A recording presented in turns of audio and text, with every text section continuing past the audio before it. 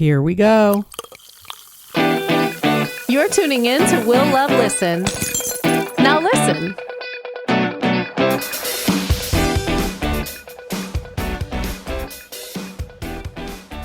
Hello. Oh, okay. Hey, you're there. How are you? Yes. But I'm going to be curling my hair and then we can just take a photo at the end. Okay, perfect. As you could see, Yeah, well, good for you. I still have this cast on. Oh, I thought I was getting it off yesterday, and I found out that that's not happening. So You know what? And are you going to share about? Are you going to share about it? Or you're not going to share about it. yeah, I'm gonna share. I'm super open. I actually have a lot of comedians on the podcast. Mm-hmm. Like this season alone, like Kathy Griffin, Margaret Cho, Nikki Glazer, Ursula Carlson. Oh, And great. yeah, so that's why I'm so excited to have you on because I'm a big comedy fan. That's like my primary audience on the podcast. Oh, Um, great. and I didn't, and this is like my third year going into it, and I didn't discover that it was my primary audience until like a year ago. So I'm like, okay, let me tap into this more. Oh, good. Well, thanks. So yes, I'm just so excited to have you. I'm stopping the video and then we could get like a photo Yeah. after. Perf. But God, there's so much I want to discuss with you. But first off, Let's get into it. happy early birthday, because I know your Oh, birthday thank you. a lot. I want to dive into with you because I followed your career from the Chelsea Lately days. Cool. I want to actually take it back. I want to take it back so that people get to know a little bit more about your life growing up, the good and the bad, and how you initially made your way into the entertainment business. So before we start talking about everything today, can you touch upon that? Well, so I'm the youngest of five, and my parents are Irish Catholics. My mom from the Midwest, my dad from the East Coast, and they were like 10 years apart. And so she had all the babies real like kind of quick together. And they were both, educated, college educated, and they were in advertising. That's how they met. And they were very honest and had lots of funny stories. They were both very funny and great storytellers. So they kind of had that comedic, way about them. And they would say how, that I was a mistake and my sister number 4 and 5 were mistakes. And my mom didn't know how to count a calendar or something, which was how you would would be the Catholic way of birth control. Like you would mark your period and all that on the calendar. It was very hard to keep track of, hence why people got pregnant.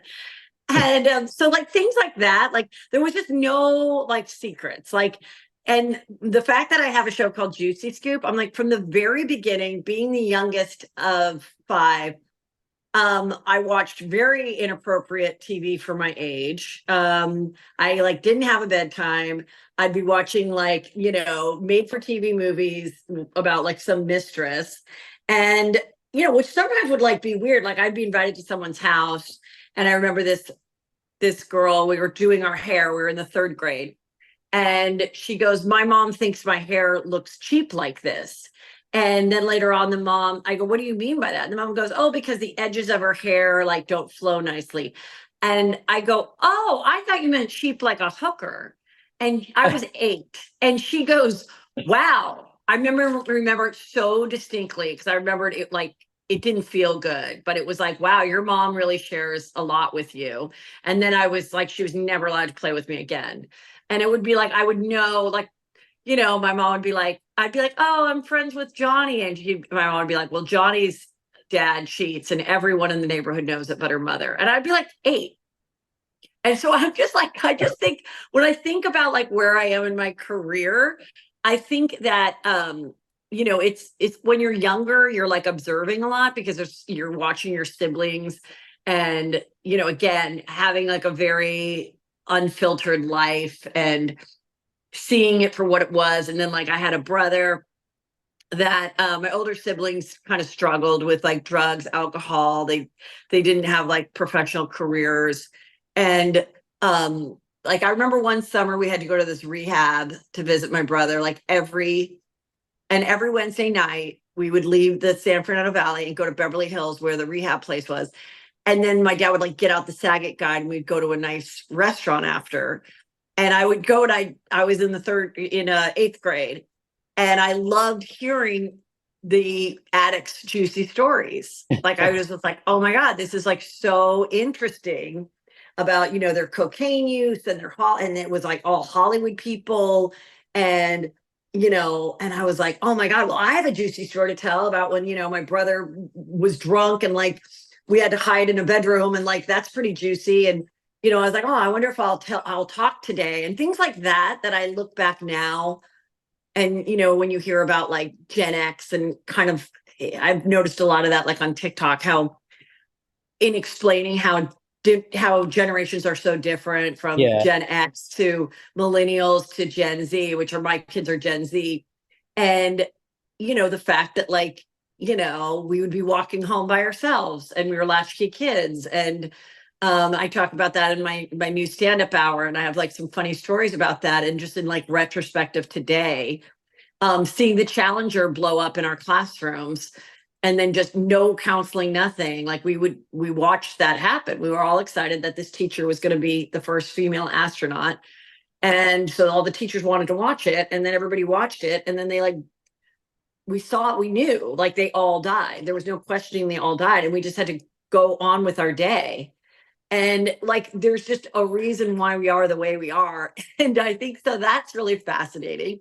And then I just, and then growing up in LA, like I wanted to be in entertainment, but I was so jaded by it because, you know, we knew how hard it was to make it. We had an agent when we were little. Wow. And my sister, who's an attorney, she got all the jobs because she was blonde, blue-eyed.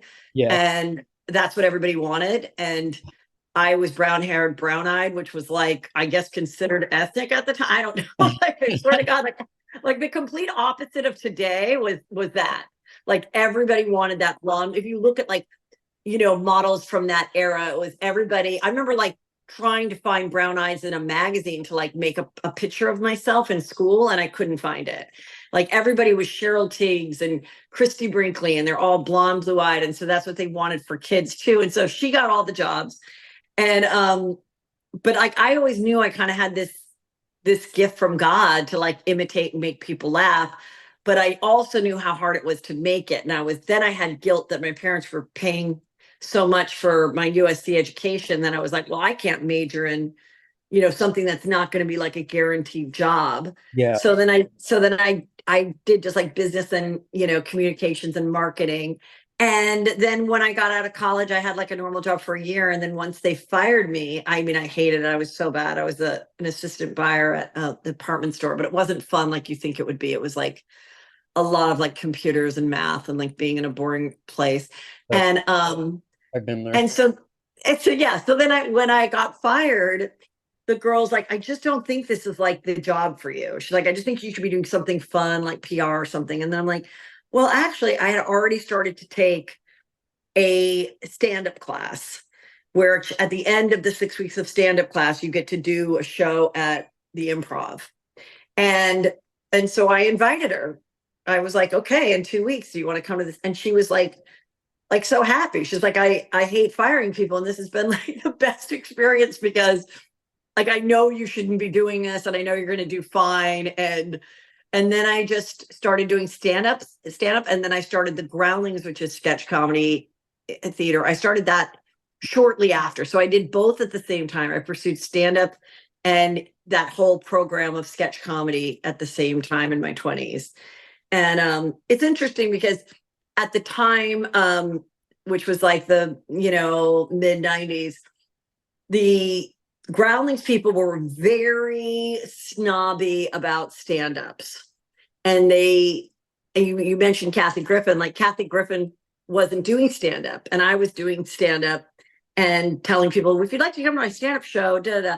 And they would all like mock it and be rude about it until they realized like, I mean, it's a better way to go. Like stand-up is better than being in a 2 or 3 person or 5-person sketch group where you have to depend on somebody, you know, and sometimes people would leave the sketch group and they'd be like, we're doing a 2-person show. And I'm like, yeah, then one of the people get pregnant or get a job. And so one thing really great about stand-up is like, you are your own writer, producer, director. Like all you need is a few people in the audience and a microphone. I mean, it doesn't have to be at a comedy club. It doesn't, you know, and so I think that's what makes it such a unique art form. And I think it's why sometimes even if my career is doing well, I never want to stop doing stand-up because so few people in this world can do it well.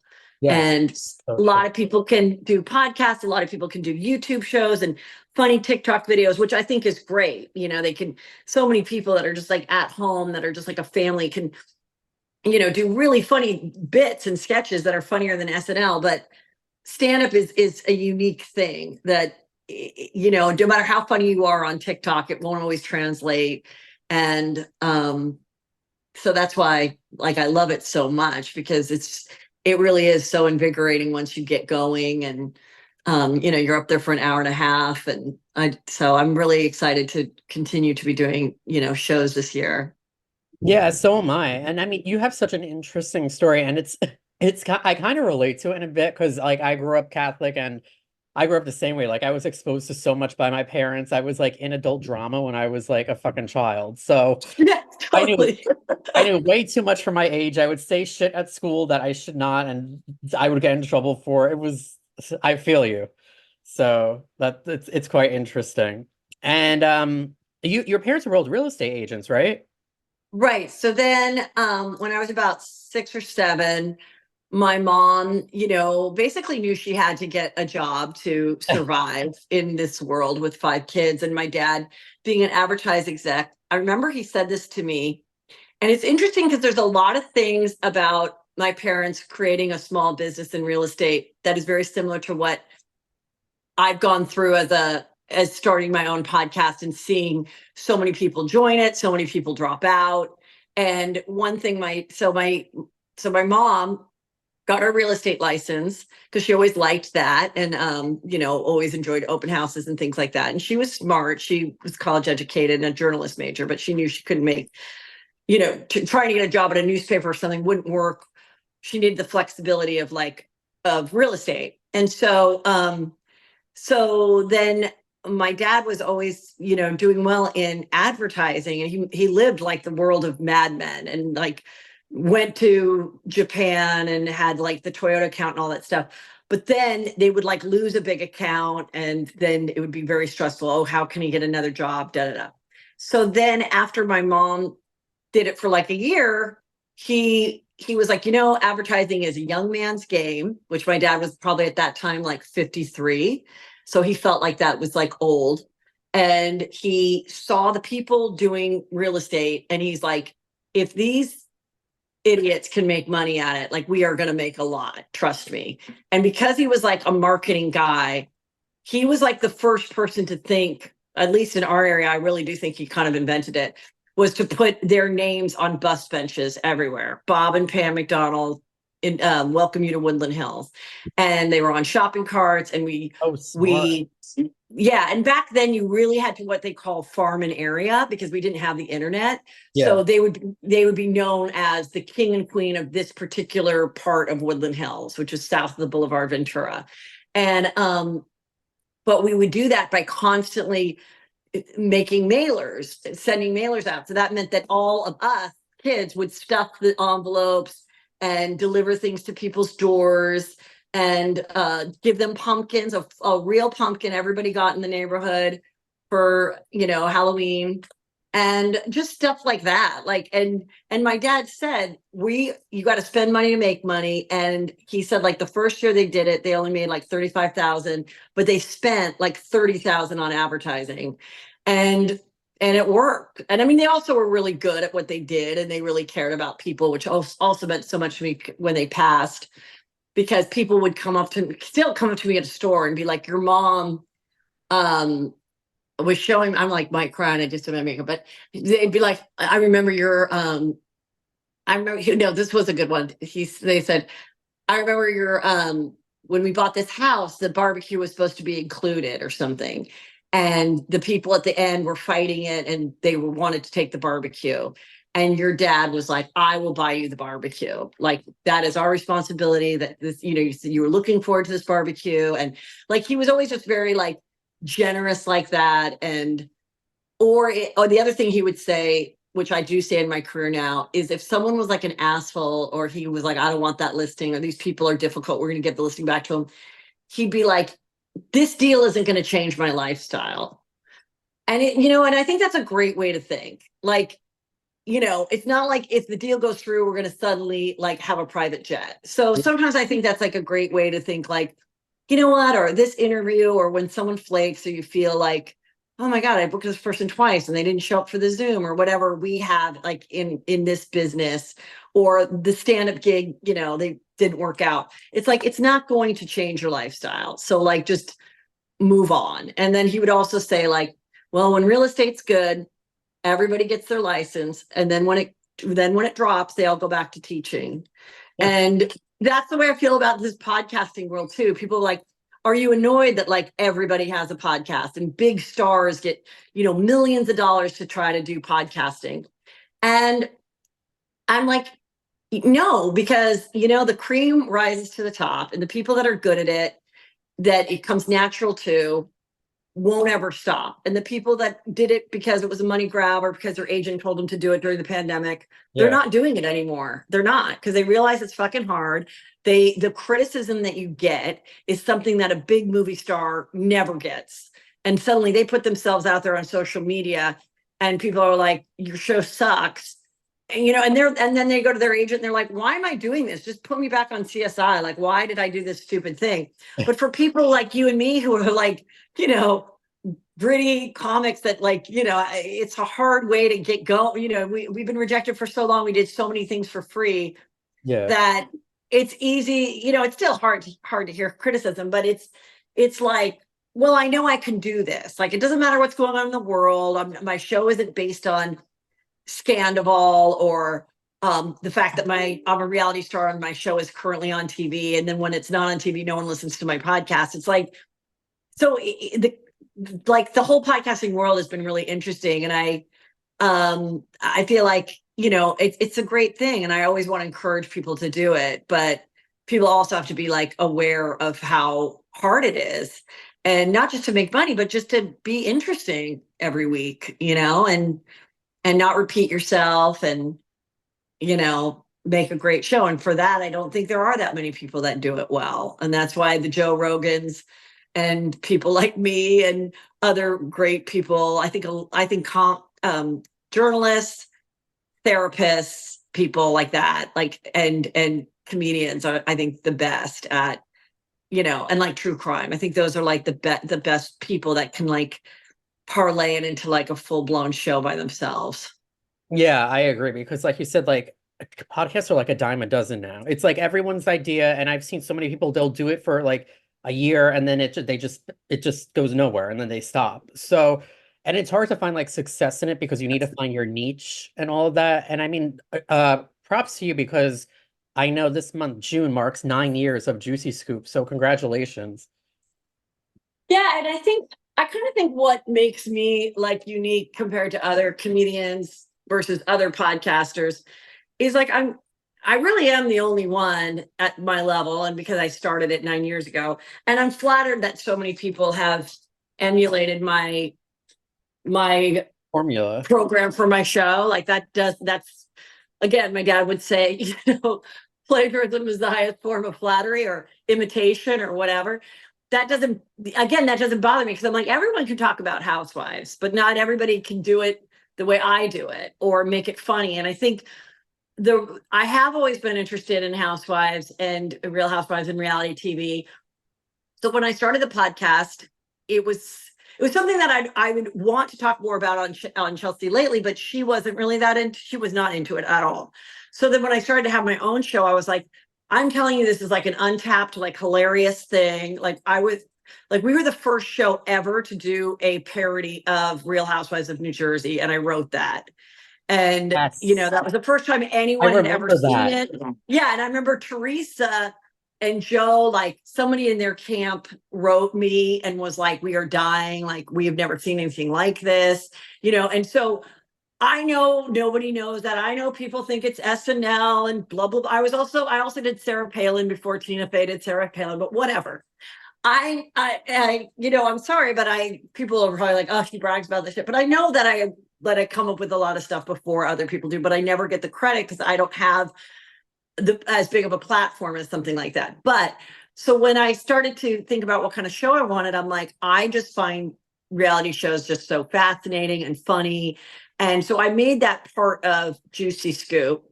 And so I really think I'm like the only person that straddles like traditional stand-up, but also I'm a traditional stand-up, but then I also have this like podcast that's like talking about this stuff that there's hundreds and thousands of podcasts that talk about Bravo stuff now. And that's fine. And what I love about it is that like if I get tired of a show or a show goes away or if Bravo went away, like there'll still be Juicy Scoop. And that's kind of why I'm glad I named it Juicy Scoop. And oftentimes I'd be like, hey, even if there's something just going on in the world and it's not funny, I'll still, if I feel like it's something I want to talk about, then I'll still talk about it. So I think that's where I am sort of unique, but it's also hurt me because I don't really have a lot of respect from other comedians at my level. I think they think, oh, that's the Housewives girl. Or Yeah, if I invite I can this see cop, that. Yeah, which is yeah, unfortunate, you know. yeah. And if I see people, if I invite someone on the show and they agree, they're like, I got to tell you, I don't watch Housewives. Like they're all like nervous. And I'm like, well, no, like I'm going to talk about your career. You're like, we don't have to talk about Housewives. And the thing that I think is what I've made successful that I think a lot of the other shows that talk about Housewives and stuff don't do is I always make it that if you're not watching the show, I'm going to take one element of this New Jersey show and tell you why it's juicy, funny, and you don't have to watch the shows. And that's the thing I get the most compliments. Like, I don't even watch these shows, but I like love to hear you talk about them. And then, so then I'm like, I think that's sort of like a unique gift of mine because most people just recap them, you know? Yeah, no, I totally agree. And it's like, I think yours is the only one that I actually enjoy that talks about housewives because I feel like all these other podcasts, they treat housewives as though it's presidential politics. They're always like, allegedly this, they like Right. they tippy toe around things. It's like, bitch, this is fucking reality TV. Like they treat it like politics. Like that's why I could never get into like, I'm probably gonna get shit for this, like the Up and Adams and the Behind the Velvet Ropes is they act like it's fucking politics and they walk such a fine line. And it's like, dude, it's fucking trash reality TV. Like, come on now. But in respect for them, you know, that is their thing. They're not stand-ups and they're not, so you know what I mean? Like True. Yeah, and true. it's working for both of them. So that's fine. I always find it interesting when it gets back to me that, and not Adam, but other people that do it, someone will say, oh, they were ripping on you or they said this or whatever. And I'm like, Well, listen, you know what it is? Podcasts like that, and I mean, and God bless them, because I've listened to some of their episodes and I do like it, but it's the format that like infuriates me. That it just comes across very woke in the sense of like tippy-toeing around things, not wanting to piss anyone off. And it's like it's bound to happen. It just like that's very inorganic to me. You know what I mean? Whereas you roll yeah. with it and it's like more gritty and you're not self-conscious about criticism. I think that's what it boils down to. Well, I mean, I also think when I first started, I still thought I would be like considered for like The View or something like 9 years ago. So I was Good on that slightly show too. more, I was slightly more concerned about when I talk about celebrities, like, oh my gosh, you know, I don't want to say anything that's politically incorrect or that could get me in trouble. Um, and you know, sometimes I have guests, and I always tell guests because my show's not live. I'm like, anything you want cut out, we can cut out. Like my goal is not to have you wake up in the middle of the night terrified that you said something. And I always hold them to that. And sometimes I get bummed. Sometimes they say something really fucking juicy. And as they're saying it, I can like imagine the Page 6 article. And then just as we finish, they're like, and can you cut the thing about, and I'm like, yeah, Oh, I hate absolutely. that shit. So But I imagine you get but you that know a what? Like lot. yeah, but I mean that because I've had it happen to me and it wasn't respected and it was like very traumatic. I'm like, that is not what my show is about. Again, this Page 6 thing is not going to change my lifestyle. It's not going to get me more money. Like people will listen whether I have a big guest on or I do it by myself. So I never want to cause someone distress because they did Juicy Scoop. So I'm always like, hey, fine, no problem. You know, I but think you know, I think that's sometimes I have somebody and I'm like, okay, that was fine, but I got their juicy life story and they're not like they're not like a comedian where they can come on all the time and we do hot topics. And so I'll be like, yeah, I don't need to have them back on. Like, there's nothing more to discuss. Like, so I feel like that too. Like I have some that are like, I have some people that come on, all the time because we just have such great chemistry and we have a long friendship, like Chris Franjola and stuff. But then, there's other people where I'm like, well, that was an interesting, like it was more of like an interview. And so, you know, so it all works out. Was a Juicy Scoop the way it is now your original vision? Or did it sort of change and evolve over time? No, it's pretty original. Like I always kind of thought, I mean, being a writer and producer on Chelsea, I kind of took it from that, but I really took it from Wendy Williams because I liked how Wendy Williams did it, and I liked that she did hot topics by herself and kind of talked about them by herself. And again, being from the stand-up world, I was like, I don't want to depend on a co-host. I don't want to depend on if someone flakes that I can't put out a show. So Yeah, I always I get that. started the show off in the original. No, originally it changed a little. Originally it was me doing like hot topics alone and recap some shows other than two, and then I would have an interview, and then I started to have like some comedians come on like maybe once a month or something, and we would do the hot topics together, and that was just like easy. That was just easier. And now I do really like to do solo ones, or I'll do half solo, half a short interview or whatever. And yeah, so I do. I'll say this. At one point, well, in 2016, I'd said I'm not going to do any more politics, which I really have not. And which is hard because sometimes that's all the stuff that's going on in the news, and I have funny jokes for it, and I want to talk about it, but I I feel sort like of just, I do feel like people want an outlet for it. So I think that was a smart decision because people want an escape from it, because ever since 2016, I feel like politics has been in people's, like they can't escape it. well, So and also I know that I have a very, very broad, which I'm proud of, audience.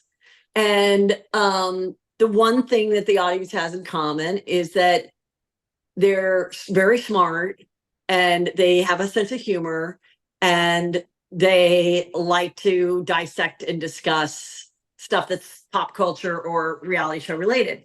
yeah, Now, what they don't have in common is politics. So it's like I have I have the leftists and the rightists, and I just don't need my people like fighting or getting mad or and this way I'm like, look, if you went to a yogurt shop and that's where you got your yogurt every Friday as a frozen yogurt and you're looking for it, and all of a sudden you go there and they're like, now we're serving like vegan omelets, then you're like, "Oh, but I thought I was getting yogurt." So like I kind of wanted to, so that's where I sort of decided, you know what, even if there's something huge going on in the world and I really want to say something about it, I I maybe will do it on Patreon, which is my, special, more private stuff. But even then, I'm like, there was a point where I was talking about some darker stuff because I was like, this is fucking insane, like whether it was like the Balenciaga stuff oh and yeah, like but see, some that's of, the stuff that I yeah, feel people from both sides are gravitating to because it's more conspiratorial and it's neither left or right per se. Um, right. and people But it's lately, dark too. So I was yeah, like, it's dark. And then people use that to weaponize me and say I was like a conspiracy theorist or whatever, and it's like, and then even if you're on the right side of history, like nobody ever goes back and was like, hey, sorry, I yelled at you because that one day you didn't wear a mask and you were smiling in a photo. I realize now that was a waste of everyone's time. yeah, Like no yeah. one's ever going to say that. So, but during it, I was like, oh my God, I'm getting killed because I, smiled in a photo next to somebody without a mask on. And, when everybody was just looking to like, literally, if you were out and I couldn't without stand a that. mask and smiling, it was like, we are going to take her down. Like she should lose sponsorships. And it was just, and now we look at it and guess what? All those people that were like trying to act like that, and you're a horrible person for like going out and having a life or going on a trip, they are just silent now. So, Yeah, well, you yeah, because know, the statistics and studies prove them wrong. yeah, yeah. So it's like, and that's fine. But my attitude is, I give those people grace too. We didn't know. And same with the people that made the rules. We didn't know. Like these people making the rules are people that are my age and we don't know what we're doing either. Like, I'm not like, I don't know. I'm just different like that. I'm just like, whatever. But when it's happening to you, it is kind of, hard and sad. But at the same time, I'm also like, oh, boo-hoo. Like we're all fine. Yeah, exactly. So but you raise like a good point. I mean, like, but that was smart of you though, to kind of like focus more on pop culture as opposed to politics, because I feel like, you deal with less consequences from your audience, really. Yeah, and it's just like not worth it because it's like I can always come up with stuff. Like I've never not been able to like fill an hour. So why not just make it easy on myself, and then not go there. But I've made the mistake. I've gone there and I've talked about some controversial things. And then that was used to like weaponize. And then I spent time trying to defend myself, saying I'm not this awful person just because I talked about this one story in the news. What's an And example but of that, that Balenciaga or something else are you referring to? Yeah. But, in my mind, I was just talking about my female experience and having safe spaces for females. And then, of course, that was just, there's just a group of people that they decide they hate somebody and they won't stop listening. And they literally are done with a paper and pen, dying for you to slip up somehow. See, that's why I think it's better off to just never apologize, because with people like, Yeah. especially nowadays, with this whole, which I'm so glad though, and you probably will agree with me that the whole cancel culture thing is kind of dying now. It's Like, totally dying. people It's are totally fed dying. people are fed up with that shit. But like at the time, that's why I think I just wish no one would apologize, because you give someone an inch, they're going to request a mile, and nothing is ever going to be enough. So that's why it's Well, better to just yeah. accept I that I you're a I didn't villain I to didn't them. apologize, but I would sort of explain the criticism and I would explain myself on my Patreon, which helps because the Patreon people then even know me better. Yeah. But I got a little sucked into going to the dark places that were saying mean things about me, and it would get in my head, and it was really like I look back at that period of time and it was like a dark time. I feel like it was like if somebody, and I'm not comparing to this, I just someone said it and reminded me of that, but like from what I heard, sometimes when people are like cutters or whatever, it's like something in their brain that they just want to like feel something. I never had that, but I was like, why am I going to these places to read like the nastiest stuff about me? And I couldn't stop.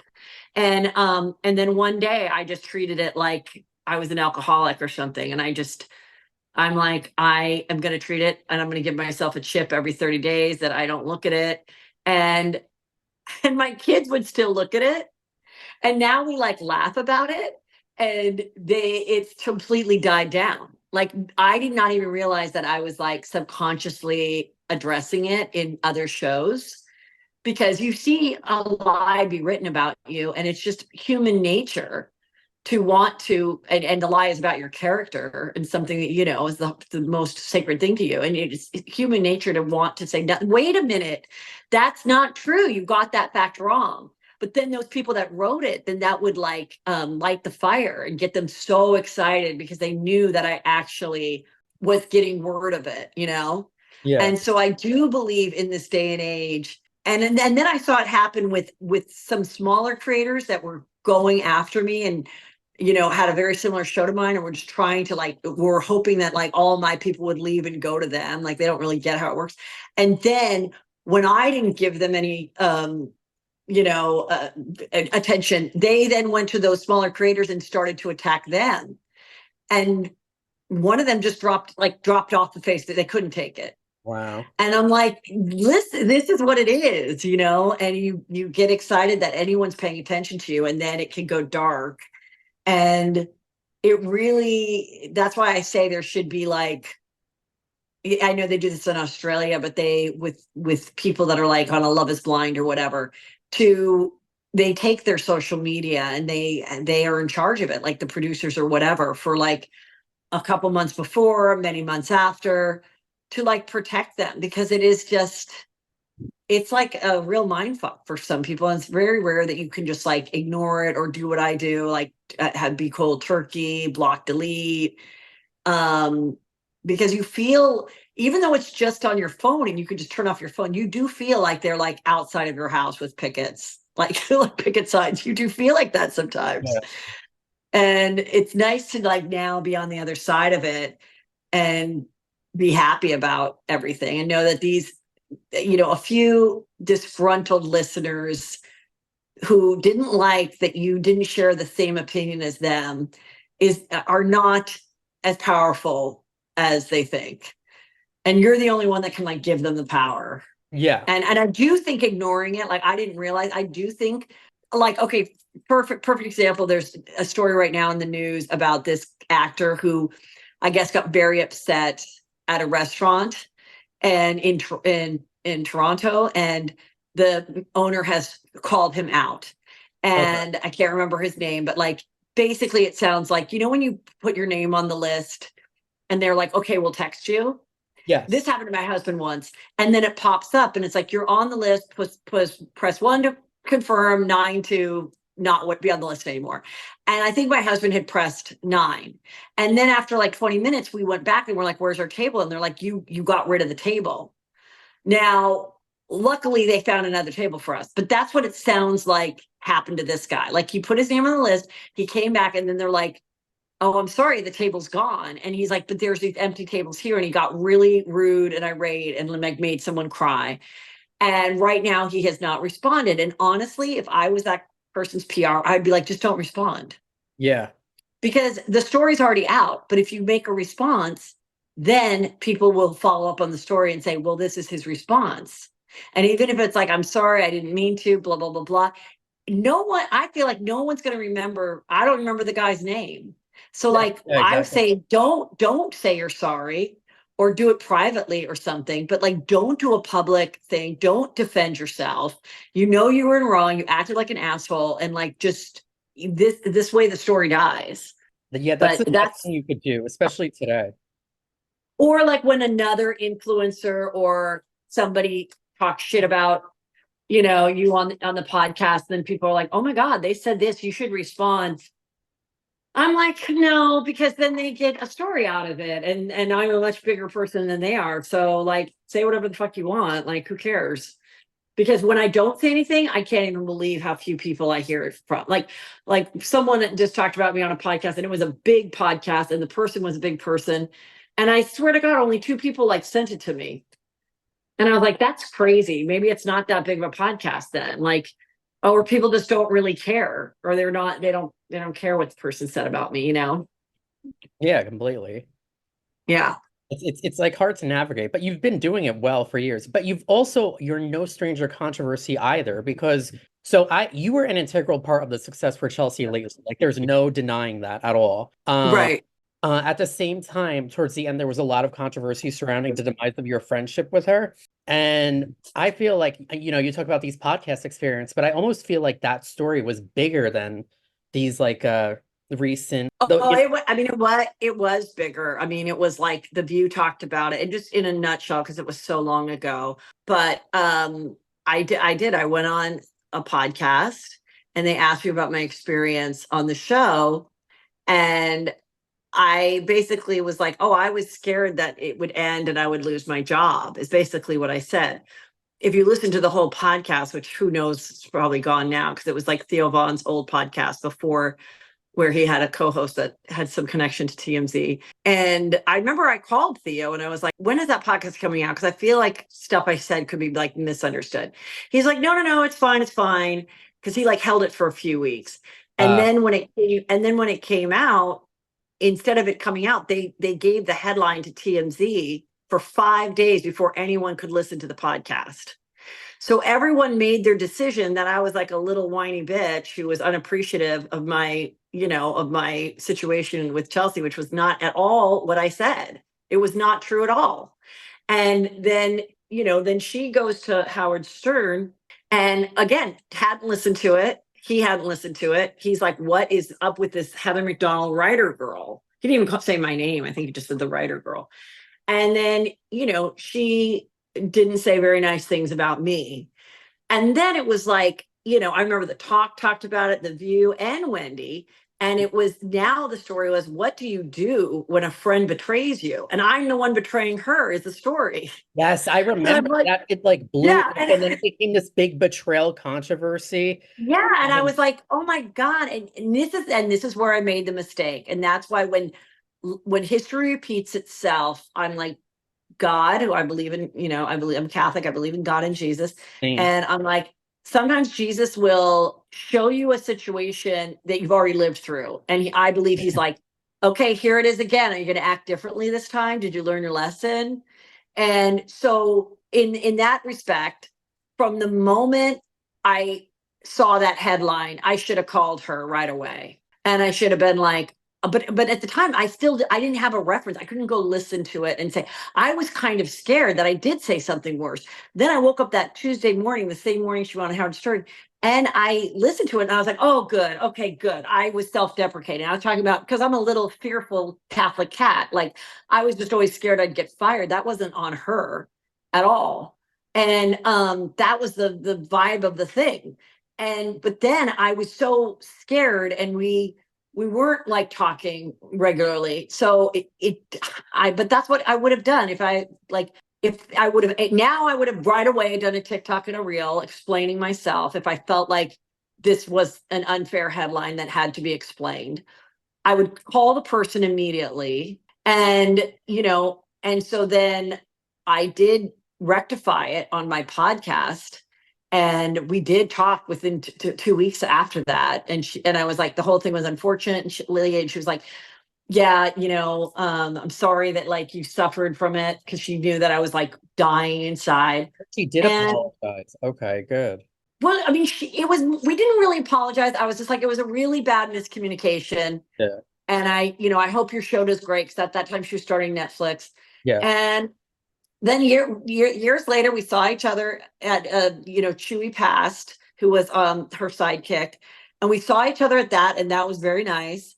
I saw her just about a year ago at a restaurant, and it was very nice.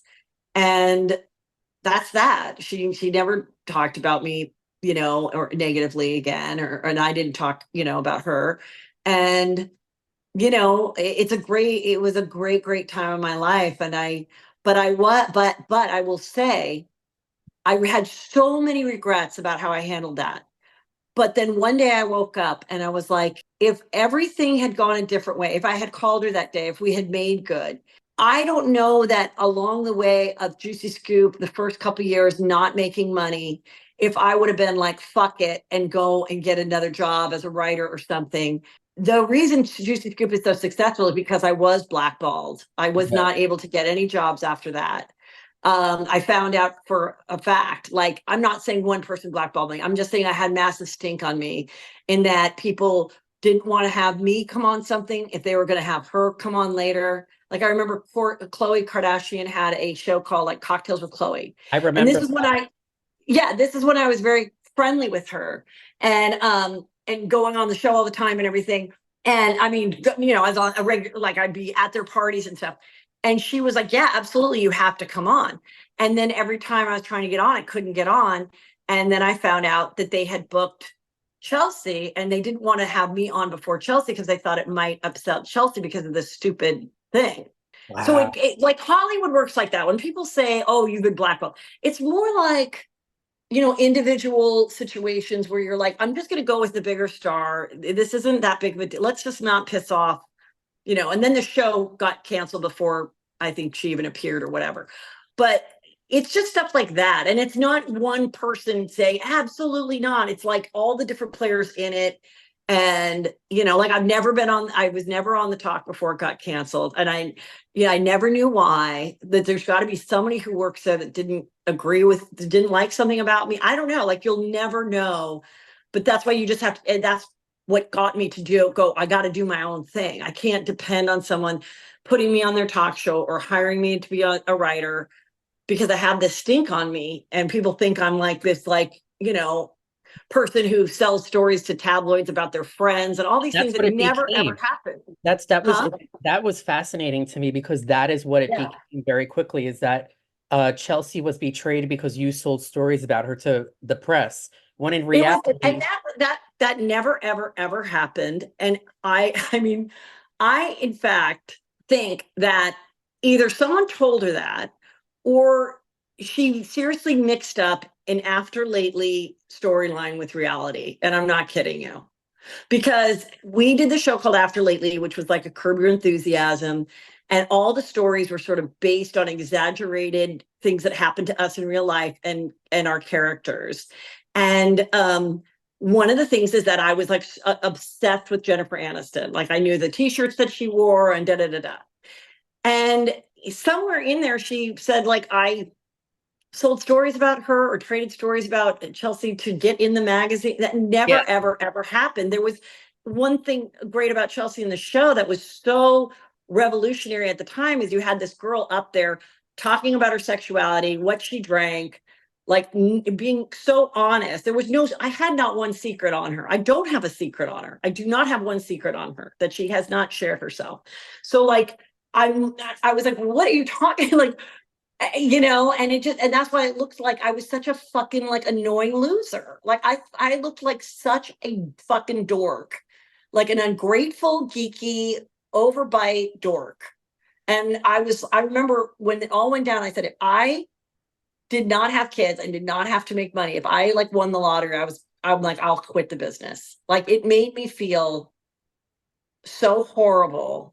And to see the view and the talk and people talk about me like this, it was just so then when it happened again on a much smaller level recently, I loved that I had my own platform to correct it with the people I really care about, which is my Patreon.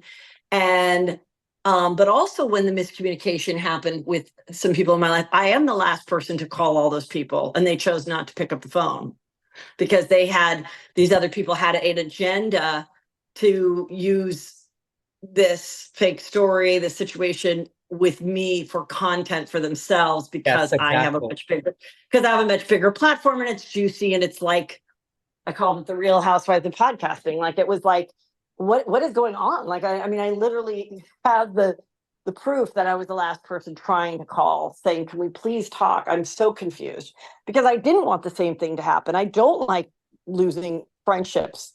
But then I'm like, oh, maybe they really didn't like me anyway. And maybe that was, yeah, I don't know. So that's the juicy thing. But we are completely, like, I'm completely fine with it. And I do, for a long time, I was like, please don't ask me about that. But now I'm like, I don't think people know the story. And it is just sort of an interesting thing. But like, I'll still get like probably one comment every few months saying like I'm a piece of shit, and they remember because of that story that happened 9 years ago. That's fucking nuts. And if you know what, Yeah. I'm really glad that you answered that, because I feel like people, just like you said, they still think that shit is true. And quite frankly, Chelsea really doesn't do any favors with that, because 3 years ago, 2021, I had her on the podcast and I interviewed her for the magazine too. And I had asked her some hard questions. I asked her about the dinner at Jeffrey Epstein's house, but I also asked her about like, you and like what actually went down between you guys. And she really brushed it off. Um, and she didn't really go into it. So she doesn't really do any favors by not, correcting it herself. So I'm glad like you answered that. Well, I mean, I think she's smart in that it makes a headline. Sometimes it makes a headline. If she was to say something more, it makes a headline, and she being the more famous person, you know what I mean? I think it's like, I think she was smart to, one time somebody asked about it on a Watch What Happens Live after show like 5 years ago. And she's like, no, I don't fight with girls. We're fine. Like you want to squash it. It's not a flattering thing, for either one of us. People want to believe that we were like Laverne and Shirley. And, and we did when we had a lot of fun. And now, so many years later, like, yeah, I obviously feel very, very differently today than I did then. So, so I think that's fine too, not giving it a lot. I mean, I hope I don't regret talking so much about it today, but I don't think I will. No, because I just don't care anymore. Like like as exactly. time goes on, I'm like, I know who I am. I know I'm never like I'm never trying to like fuck someone's business over or hurt their careers or anything like that. I don't care. Like and part of not caring is because I do have a level of like success that can't really be taken away from me. So it's like, but I wasn't there 9 years ago. I was not there. I was without a regular job, making $250 a month, doing my show at Podcast One. You know, having to do stand up was like the only income, and hoping to get a TV show, which then that story killed it for me for 2 years. But because I had nothing else, I had to make Juicy Scoop successful. I had to. I had no other choice, and that's why I'm like, I'm so glad it all happened. And I do believe that like It happened for a reason. And you were able to like turn like a bad situation into like a positive one with the podcast. That period of your life when you were blackballed and people had the wrong misinterpretation really okay, almost broke you, but it drove you to make your podcast successful. And ultimately, in having regrets of how in the moment you may regret how you handle something, I truly do believe, short of not a tragedy like where someone passes, but like every other little thing that might happen, like you get fired from a job, or you don't get the job, or you are trying to get a house and you don't get the house that you want, or somebody breaks up with you or whatever, or your business type of things. I do think that you just have to have faith that it's all meant to be, but it might take years for you to like have that day where all of a sudden you wake up and you're like, oh my God, I had regrets how I handled this. But if I had handled it that way instead of how it went down, I actually wouldn't be in this really great place today. So I truly believe that. And because of all that went down and that miscommunication and how, and I didn't try to fix it right away because I thought I was scared or whatever, then yeah, all I had was the Juicy Scoop, and all I had was I had to make that work, and I just never stopped because there were no other opportunities coming my way. That was the only thing that I could do, and because of that, it's very successful today. that's I like the story because it really proves that you were put in a situation where like you only had to depend on yourself. So you had to fucking make it work, you know? Yeah, yeah, and that is a gift, sometimes not having a safety net is a gift because you got to go for it. You have no choice but to totally go for it. So Between that time period to now, the podcast has 9 years strong. You've written multiple books, New York Times bestselling author. You're going back on the road again. So what could people expect on this tour? well, I tell like interesting, juicy, funny stories, and very edgy, and not offensive but edgy, and stuff that I save just for the stage. So even if you are a Juicy Scooper or a part of my Patreon, it will be new stories and things that you have not heard before. And if you're bringing somebody that's not familiar with me, I promise they will be completely entertained. And it's not political, and I don't male bash.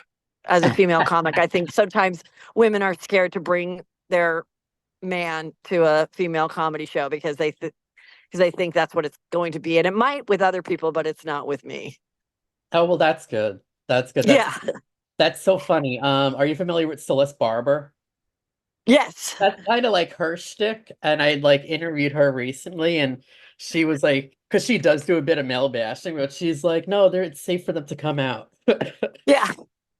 Yeah, it's really more like yeah, that's great. Like self-deprecating. And well, I always say like, women, if a guy got them tickets to go see Chris Rock, the girl's going to be thrilled to go see Chris Rock. He's a hilarious comedian. She's going to do her hair. No woman ever goes to her husband, you know what? I don't find men funny.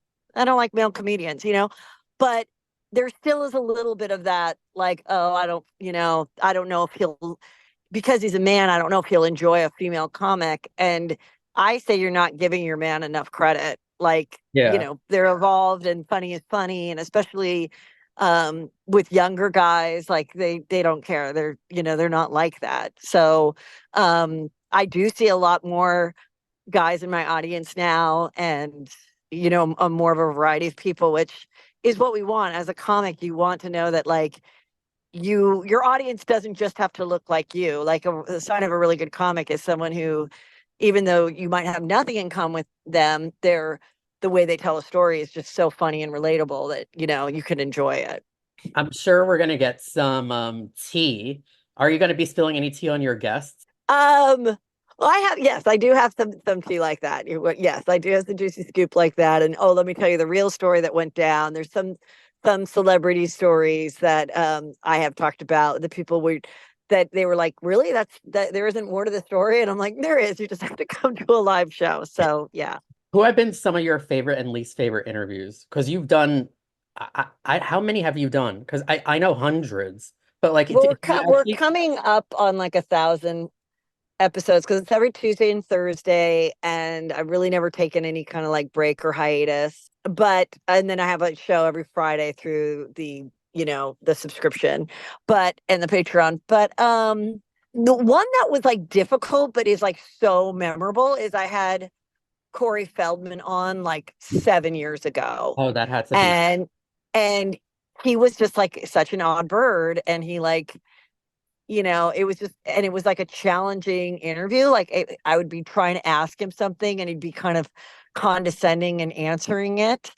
yeah, But it's so memorable that, and it was kind of like before, and he was trying to say like kids should not be actors. Like you have no, he was really trying to warn, which now maybe I'll even like, maybe, maybe I'll like bring it out of the archives or something because but I was like, I understand what you're saying, but I'm like, we can't make movies and stuff if no children are ever employed. Like there has to be some child actors, and he was just like adamant that no, nobody should be a child actor. And we know now, with Quiet on the Set and, with Corey Haim, his friend, and all the things that have come out. But he still has not told everything that he's going to tell. Like, I don't even know if he has anything. I think there was a time where then he was like, I'm going to make a movie and I'm going to tell it all. You just need to go fund me on this thing. And I was like, all right, now, like, who is it? And you're still not saying who it is because you're scared you'll be sued. Or maybe the people that were the perpetrators are not even significant in this world anymore. I don't know. I mean, but I think he saw some bad shit, and he was trying to warn us way before anybody else. That's for sure. yeah, no, I definitely do. I think it hurt him by not revealing everything because it like went against his credibility. But clearly, like with all the shit that's come out now, he was like ahead of his time in terms of what he was revealing. Yes, totally. But I do And think then that, for my favorites, I mean, there's been a ton. I can't say any particular one. do you have a favorite Um, housewife one? I know one of my favorite ones that you did what? was Tell me. Brandi Glanville in 2019. Yeah, that one was really good. I mean, I feel I've reached out to her to see if she wants to come on with everything she's going through with the Caroline Manzo. And she really feels like she's just been hung out to dry by Bravo and this lawsuit and all that. But I understand why she's probably going to be careful and who she talks to. And of course, she has her own podcast. But like, she was, yeah, I mean, she's like, so been so honest about everything in her life.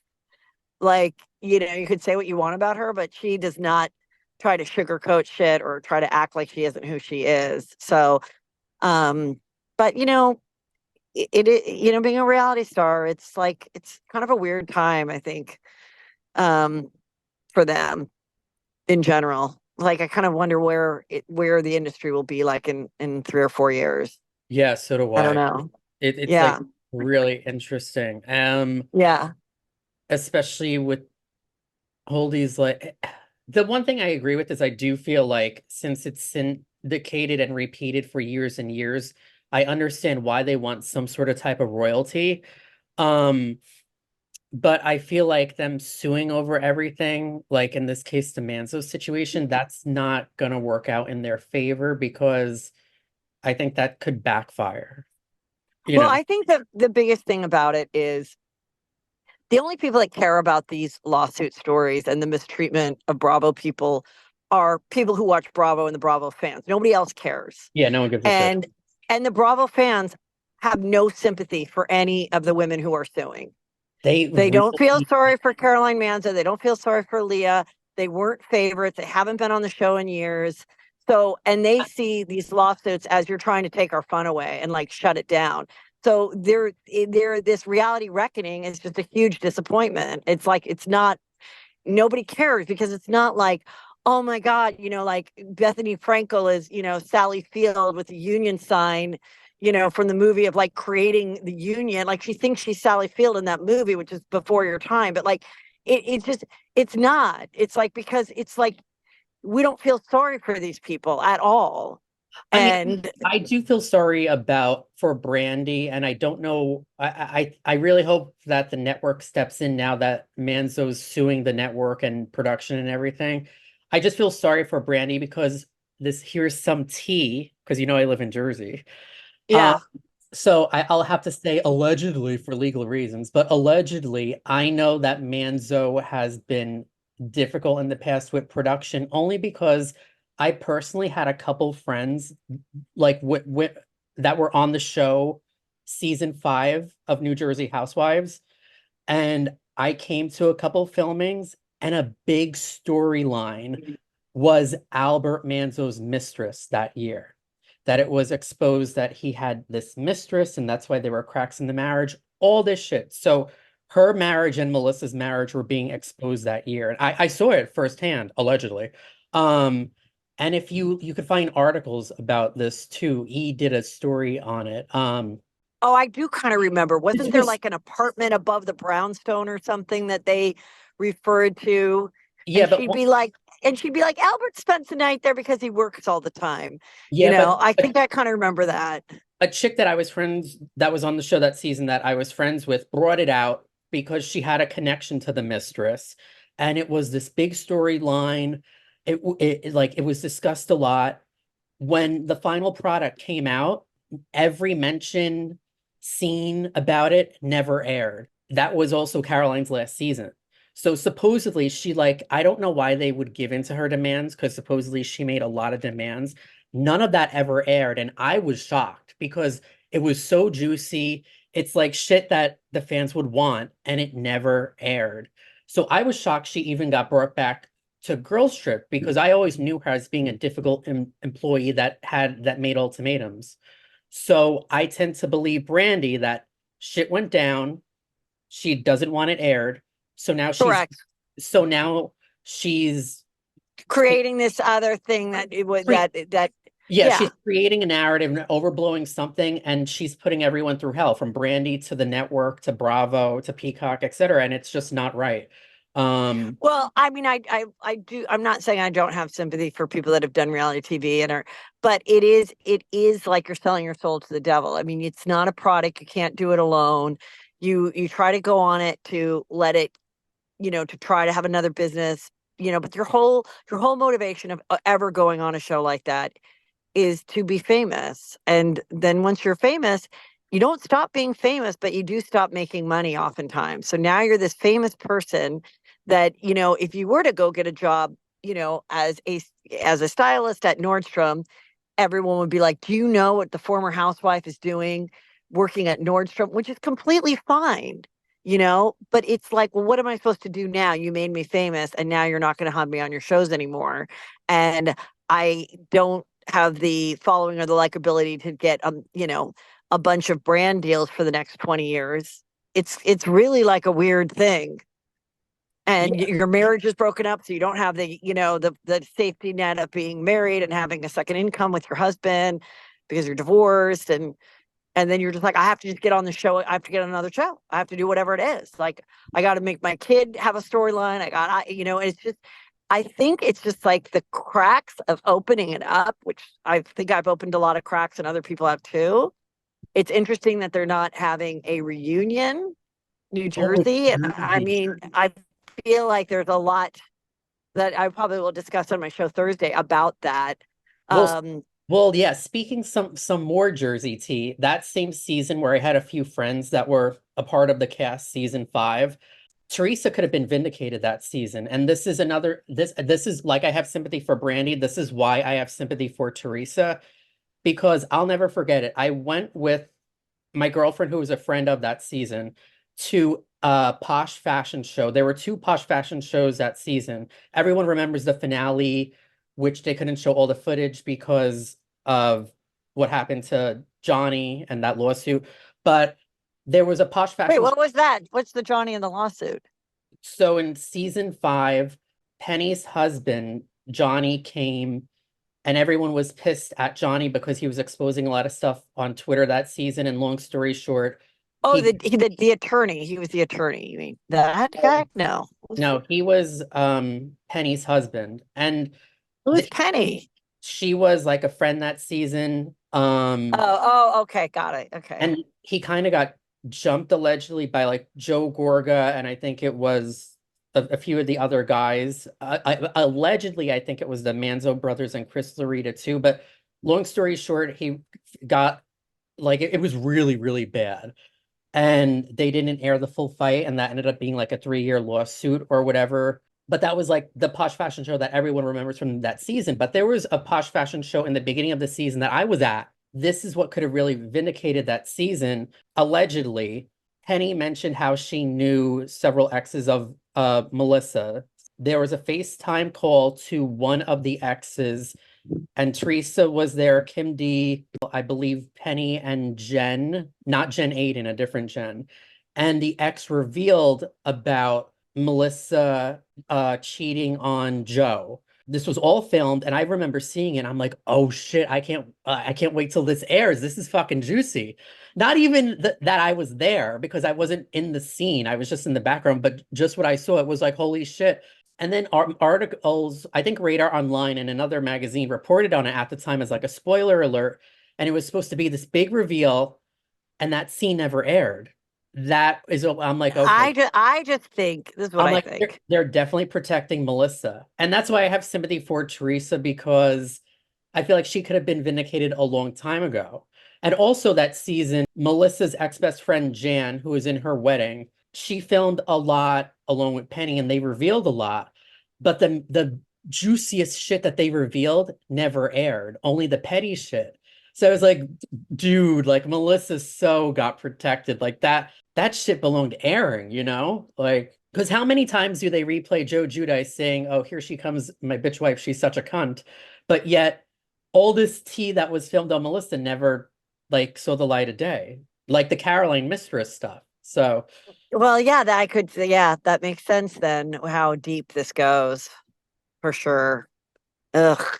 I think it's just I think it's so Married to Mob Wives now, and like so scary and legal, and I think that they were just and a reunion costs money. They each get a lot of money to do the reunion. So by not having a reunion, you save money.